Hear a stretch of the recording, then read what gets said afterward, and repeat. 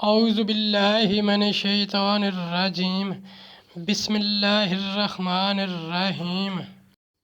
السلام علیکم ورحمۃ اللہ وبرکاتہ۔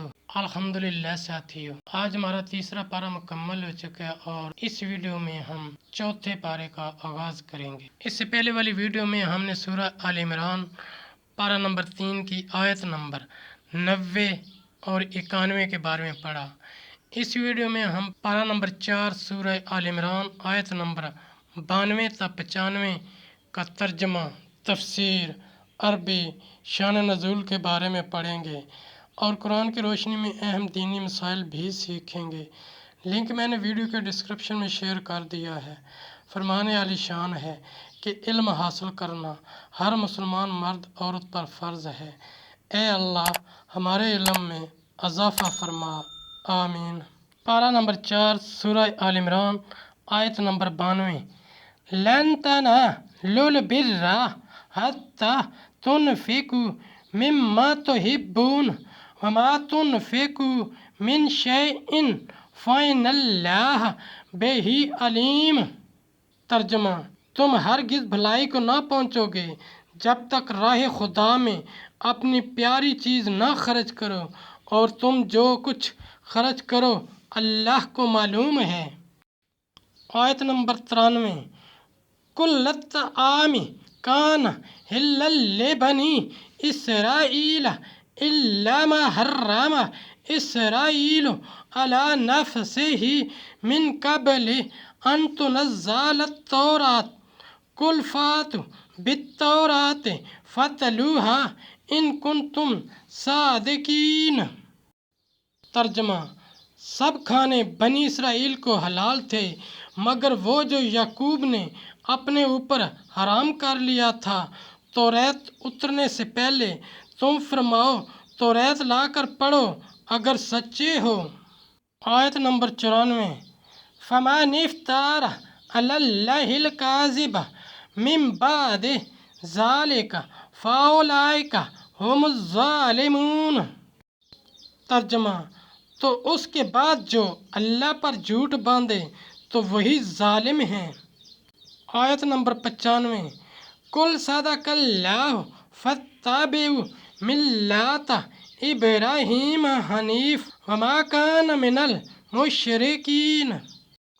ترجمہ، تم فرماؤ اللہ سچا ہے تو ابراہیم کے دین پر چلو جو ہر باطل سے جدا تھے اور شرک والوں میں نہ تھے۔ تفسیر اور شان نزول۔ بر سے تقوی و طاعت مراد ہے۔ حضرت ابن عمر رضی اللہ تعالی عنہ نے فرمایا کہ یہاں خرچ کرنا عام ہے۔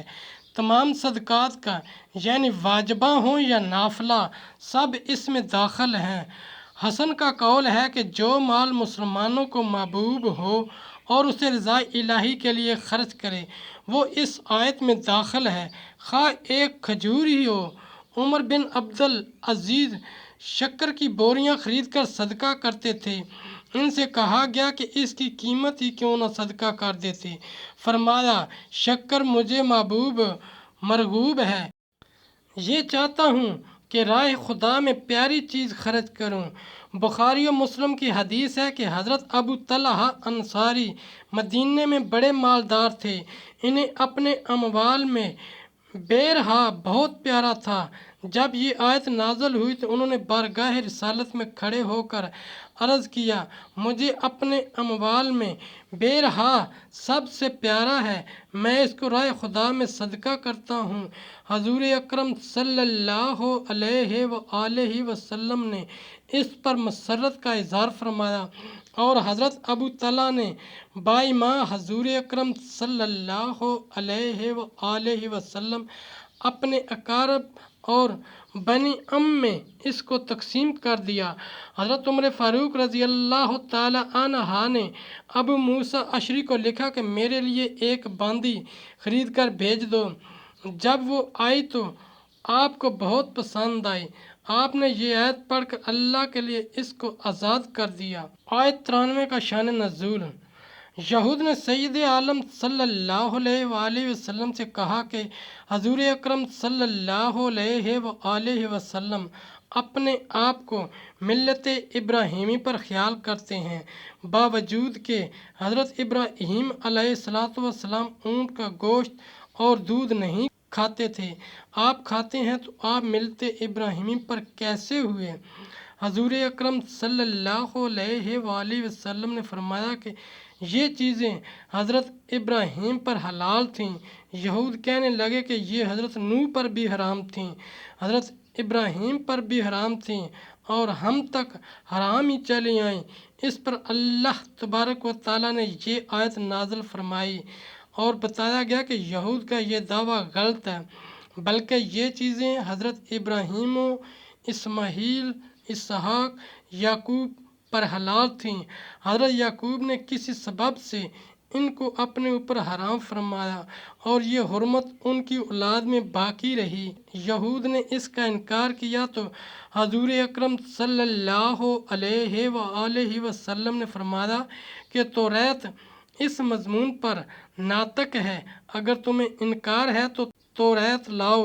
اس پر یہود کو اپنی فضیحت اور رسوائی کا خوف ہوا اور وہ توریت نہ لا سکے۔ ان کا کذب ظاہر ہو گیا اور انہیں شرمندگی اٹھانی پڑی۔ اس سے ثابت ہوا کہ پچھلی شریعتوں میں احکام منسوخ ہوتے تھے۔ اس میں یہود کا رد ہے جو نسخ کے قائل نہ تھے۔ حضور اکرم صلی اللہ علیہ وآلہ وسلم امی تھے، باوجود اس کے یہود کو توریت سے الزام دینا اور توریت کے مضامین سے استدلال فرمانا آپ کا معجزہ اور نبوت کی دلیل ہے، اور اس سے آپ کے وہبی اور غیبی علوم کا پتہ چلتا ہے۔ اور کہے کہ ملت ابراہیمی میں اونٹ کے گوشت اور دودھ اللہ تعالیٰ نے حرام کیے تھے کہ وہی اسلام اور دین محمدی ہے۔ ساتھیو، ہم نے قرآنی تعلیمات کو دنیا کے کونے کونے میں پہنچانا ہے، اس لیے آپ بھی لائک کیجئے، شیئر کیجئے، اپنے دوستوں اور اپنی فیملی کو میرا چینل قرآن ود ایڈیپیڈیا سبسکرائب کرنے کی دعوت دیجئے اور گھنٹی بجانا نہ بھولنا تاکہ اگلی ویڈیو کا نوٹیفیکیشن آپ کو وقت پہ مل سکے۔ اس صدقہ جاریہ میں آپ بھی حصہ لیجئے۔ اللہ کریم ہم سب کی نیک اور جائز حاجات پوری فرمائے، آمین یا رب العالمین۔